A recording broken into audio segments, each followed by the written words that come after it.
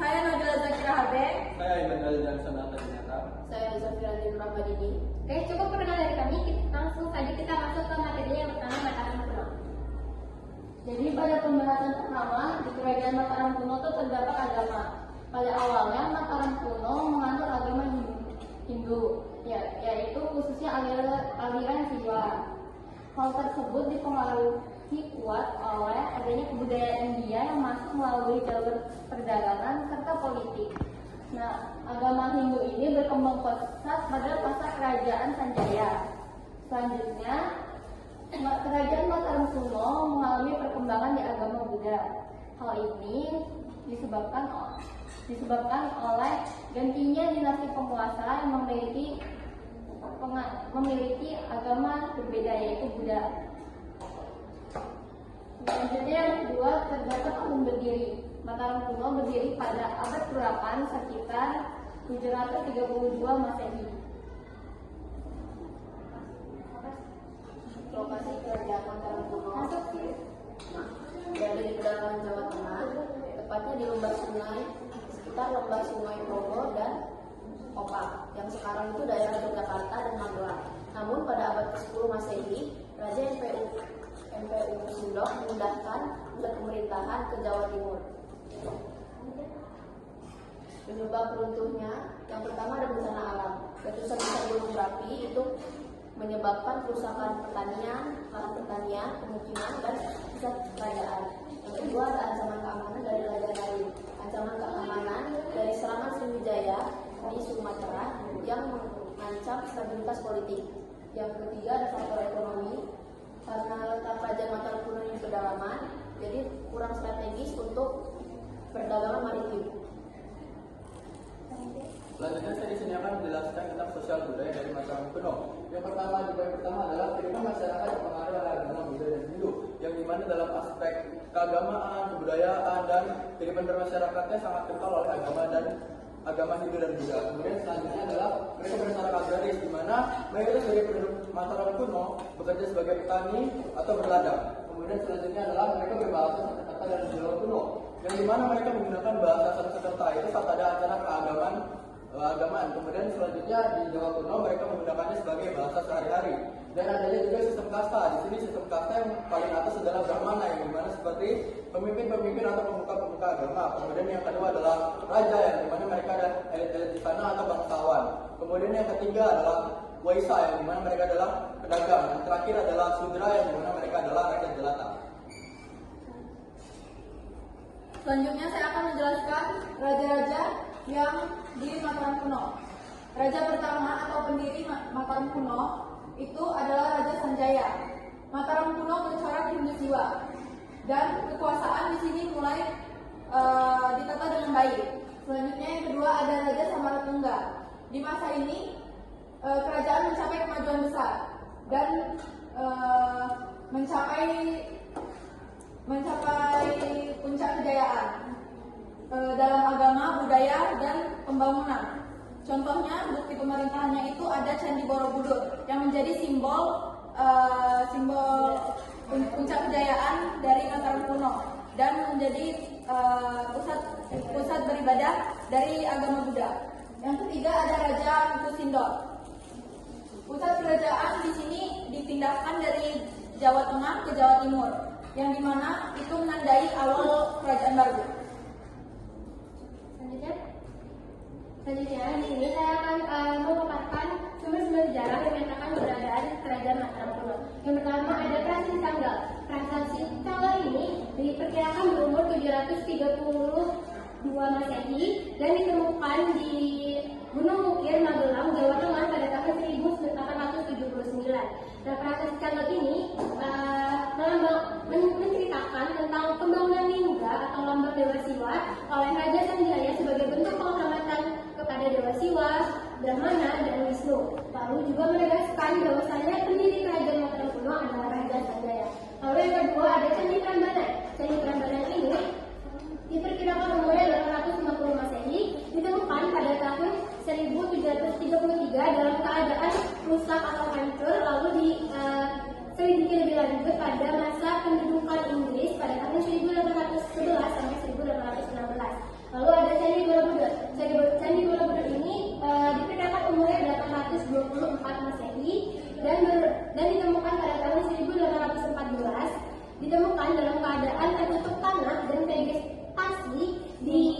Desa Borobudur, Magelang, Jawa Tengah.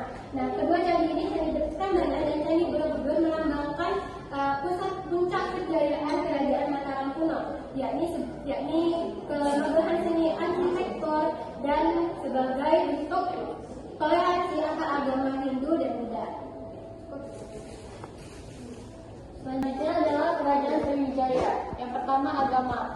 Kerajaan Sriwijaya adalah salah satu kemaharajaan bahari atau maritim yang bercorak Buddha aliran Mahayana. Nah, Kerajaan Sriwijaya sendiri berasal dari bahasa Sanskerta. Sri yang artinya bercahaya atau gemilang, Wijaya yang artinya kemenangan atau kejayaan.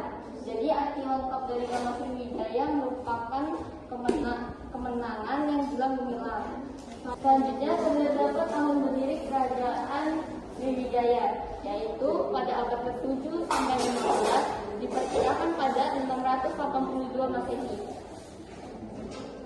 Selanjutnya, lokasi Kerajaan Sriwijaya itu di Sumatera Selatan, tepatnya Palembang, sekitar Sungai Musi. Namun, terdapat teori lain yang mengatakan Kerajaan Sriwijaya itu sempat pindah ke Jambi dan Riau. Penyebab runtuhnya Kerajaan Sriwijaya yang pertama diserang oleh Pola Mandala.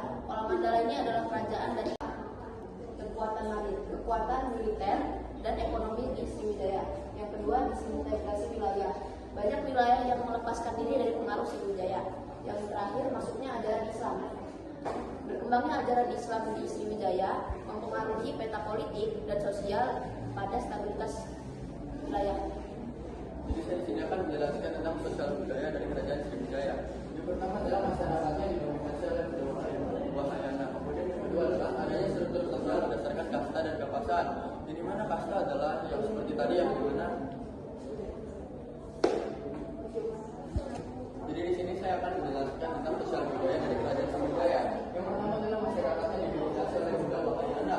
Kemudian yang kedua adalah adanya struktur sosial berdasarkan kasta dan kekuasaan.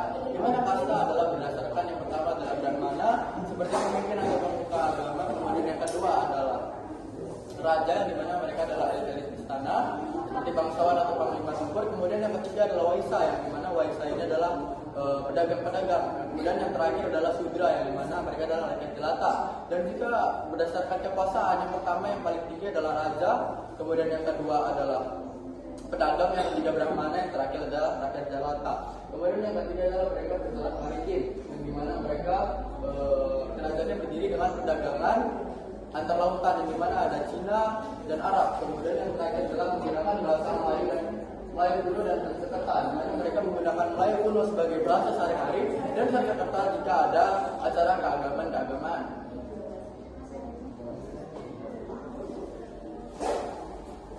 Selanjutnya saya akan menjelaskan raja yang ada di Kerajaan Sriwijaya. Yang pertama itu ada Raja Rakuntah yang Sriwijaya Nasa. Dia memerintah pada tahun 671 sampai 702 Masehi.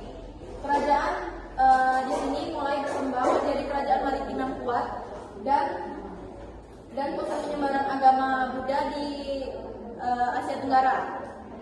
Yang kedua, ada Raja Dharma Setu yang memerintah pada tahun 775 sampai 790 Masehi. Ia dikenal memperluas wilayah kekuasaan dan membangun candi di Ligor, Thailand. Serta ia menjalin hubungan dengan Wangsa Sailendra di Jawa. Yang ketiga, Raja Balaputra Dewa.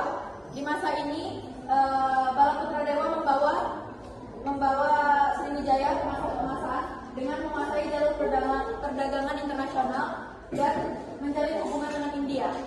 Yang terakhir ada Raja Sanggrama Wijaya Punggawangan. Ia memerintahkan pada tahun 1017 sampai 1025 Masehi. Pada masa ini Kerajaan Sriwijaya mengalami kemunduran yang signifikan akibat serangan dari Kerajaan Pola yang mengincar penguasaan jalur perdagangan Selat Malaka. Cukup. Selanjutnya di sini kami akan memberikan sumber sejarah yang menyatakan keberadaan Kerajaan Sriwijaya. Yang pertama ada Prasasti Kedukan Bukit. Prasasti Kedukan Bukit ini diperkirakan umurnya 682 sampai atau 683 Masehi. Prasasti Kedukan Bukit ini ditemukan pada tahun 1920 di tepi Sungai Tantang di Palembang tepatnya. Itu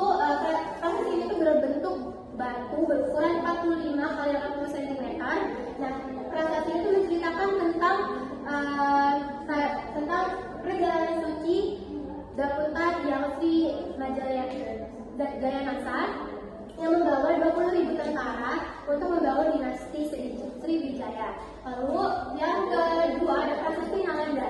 Prasasti Nalanda ini diperkirakan umurnya 860 Masehi, ditemukan di Nalanda di India Timur pada tahun 1921, menceritakan tentang pengabulan permintaan Putra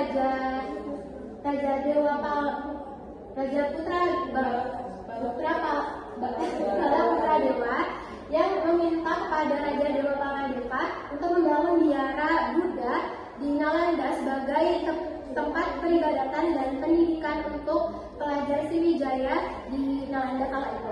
Lalu yang terakhir ada Candi Muara Takus. Candi Muara Takus ini diperkirakan umurnya 800.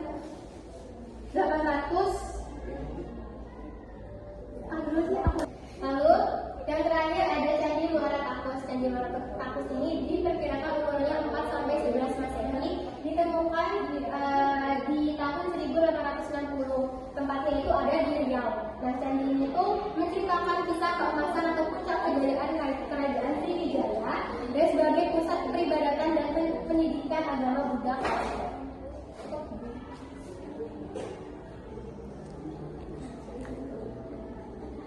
Oke, sekian presentasi dari kami.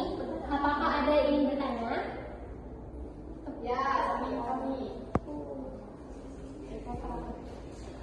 Perkenalkan, nama saya Basis Safida Mutahara dari kelompok 4. Saya ingin bertanya, bagaimana sistem kedatuan dengan model kekuasaan Mandala dalam struktur pemerintahan Sriwijaya mempengaruhi stabilitas politik kerajaan tersebut? Oke, cukup. Perkenalkan, nama saya Dewi Samdara, saya dari absen 5 dan dari kelompok 1. Apa penyebab perpindahan pusat kerajaan Mataram kuno dari Jawa Tengah ke Jawa Timur? Apakah ada yang bertanya lagi?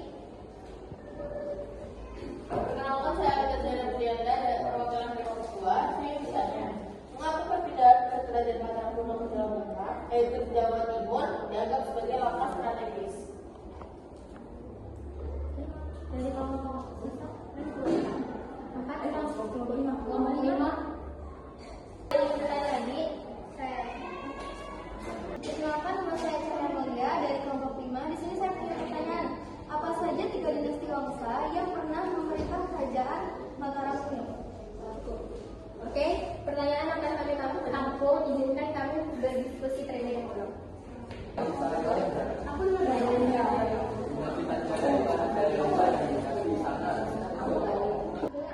Baik, kami akan menjawab pertanyaan dari kelompok 1 dulu, yaitu pertanyaan dari Denis.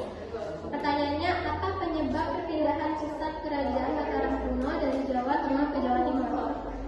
Oke, jawabannya jadi perpindahan pusat kerajaan Mataram kuno disebabkan oleh beberapa faktor. Yang pertama ada bencana alam, lalu karena letusan gunung api, terus itu karena kondisi politik, lalu politik yang kurang stabil, dan yang terakhir ada pertimbangan ekonomi dan keamanan wilayah.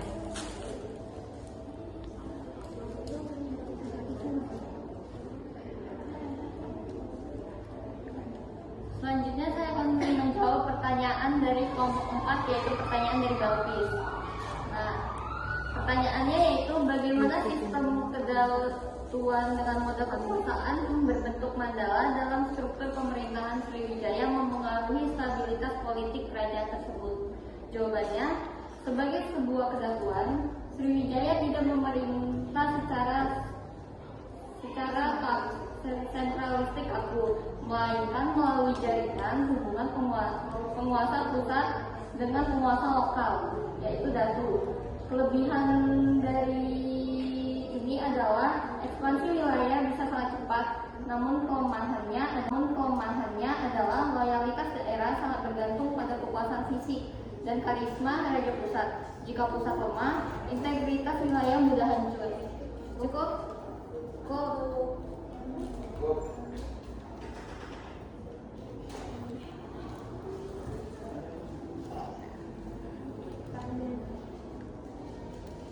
Jadi saya di sini akan menjawab pertanyaan dari Cahya. Apa saja 3 dinasti Wangsa yang pernah memerintah kerajaan Mataram kuno? Yang pertama ada dinasti Sanjaya, kemudian dinasti Shailendra, dan dinasti